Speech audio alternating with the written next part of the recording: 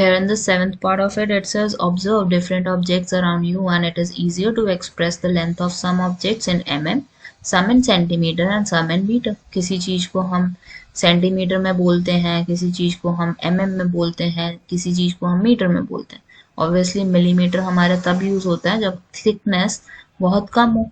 So I can say first of the mm, under mm I can write thickness of a coin can be measured.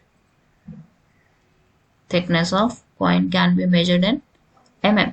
Second situation क्या होगी हमारी, width of pencil भी हम measure कर सकते हैं and that too in mm.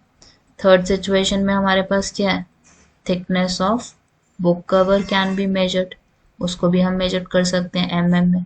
So this is the first of them. Second में centimeter में measure करोगे, so we can measure the length of pen in centimeter.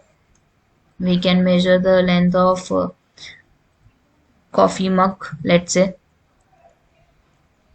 या कह सकते हो height of coffee mug, whatever you want to write.